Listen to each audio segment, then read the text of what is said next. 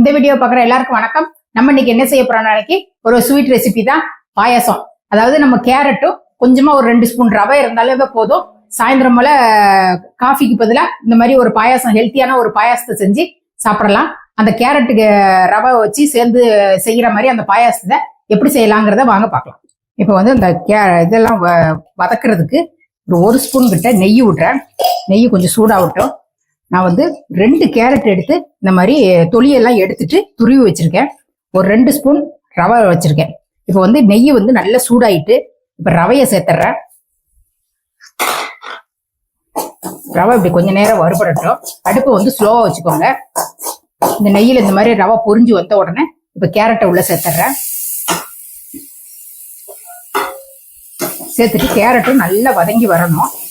Carrot வந்து நல்ல colour மாறி நல்லா வெந்து வரணும். அந்த அளவுக்கு வதக்கி விடணும். ஒரு எப்படியும் ஒரு கிளறிக்கிட்டே இருக்கணும். ஒரு 3-4 நிமிஷம் கிட்ட நல்லா கிளறி விடுங்க. இப்போ வந்து அந்த கேரட் வதங்கிட்டு இருக்கிறதுக்குள்ள நான் வந்து ஒரு 1/2 லிட்டர்ல பாதி எடுத்திருக்கேன். 1/4 லிட்டர் பால் எடுத்திருக்கேன். நான் பசும்பால் தான் எடுத்திருக்கேன். அதை வந்து உள்ள சேர்த்துட்டு இந்த அடுப்புல நல்லா கொதிக்க விட்டுறலாம். பக்கத்து அடுப்புல இது நல்லா கொஞ்சம் சூடு ஏறிக்கிட்டு இருக்கட்டும். இதுவும் நல்லா வதங்கி வரட்டும். அதுக்கப்புறம் பார்ப்போம். ஒரு 2-3 நிமிஷம் கிட்ட இந்த மாதிரி நல்லா வதக்கி விட்டுருக்கு. கேரட்டு ரவையையும் நல்ல இந்த அளவுக்கு ஓரளவு நல்லா கலர் மாதிரி ஓரளவு வெந்துருச்சு. இப்போ இந்த கேரட்ல கொஞ்சமா தண்ணி சேர்த்துக்கிறேன். நான் வந்து நம்ம பால்லையே வேக விட்டோம்னா கேரட் வந்து கொஞ்சம் வேகாது. அதனால கொஞ்சம் தண்ணி சேர்த்து ஒரு 1/4 டம்ளர் அளவுக்கு இந்த கேரட் முங்குற அளவுக்கு வச்சுக்கோங்களேன். அந்த அளவுக்கு வச்சுட்டு கொஞ்ச நேரம் ஒரு தட்டை போட்டு மூடி வச்சிடலாம். அந்த கேரட் கொஞ்ச நேரம் வேகட்டும். இந்த கேரட் வந்து இந்த அளவுக்கு தண்ணி எல்லாம் சுண்ணு வத்தி இந்த அளவுக்கு வெந்து வந்துட்டு ரவையும் கேரட்டும். இப்ப இந்த பாலோட அந்த கேரட்டை வந்து சேர்த்துருவோம்.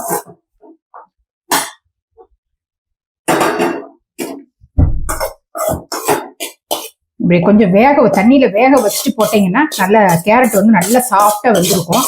நீங்க அப்படியே வதக்கி இதுல பால்ல சேர்த்துட்டீங்க அப்படின்னம்னா கொஞ்சம் கேரட் வந்து வாயில கடிபடும் போது கொஞ்சம் நச்சுன்னு இருக்கும்.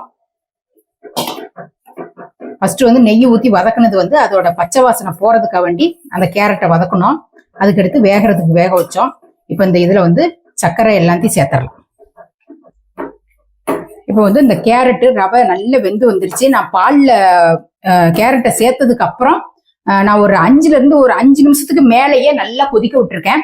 அந்த பாலோட சேர்ந்து கேரட்டோட சேர்ந்து வேகும் போது டேஸ்ட் கொஞ்சம் நல்லா இருக்கும். அப்படிங்கிறத நல்லா வேக விட்டு நல்லா இந்த அளவுக்கு திக்காயிடுச்சு.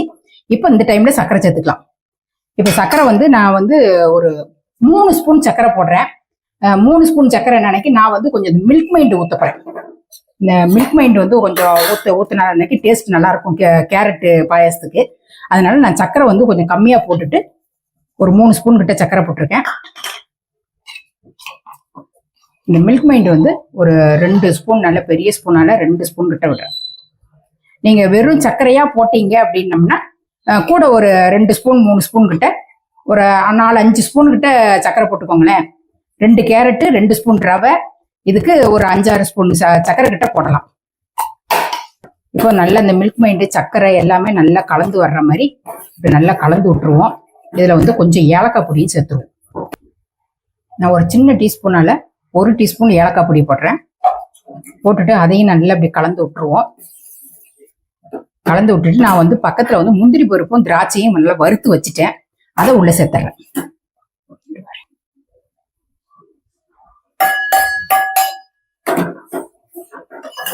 சேர்த்துட்டு இப்ப நல்லா சர்க்கரையும் நல்லா கரைஞ்சிட்டு மில்க் மைண்டும் நல்லா கலந்து வந்துட்டு இந்த அளவுக்கு திக்கா வச்சுக்கோங்க.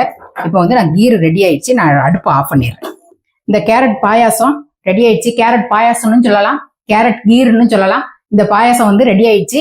இந்த இதை வந்து நல்லா சூடாவும் சாப்பிடலாம். சூடாவும் இல்லை அப்படின்னு நினைக்க வெயில் காலத்துல வந்து நல்லா ஃப்ரிட்ஜில் வச்சு நல்லா சில்லுன்னு வச்சு கூட அந்த மாதிரி கூட குடிக்கலாம்.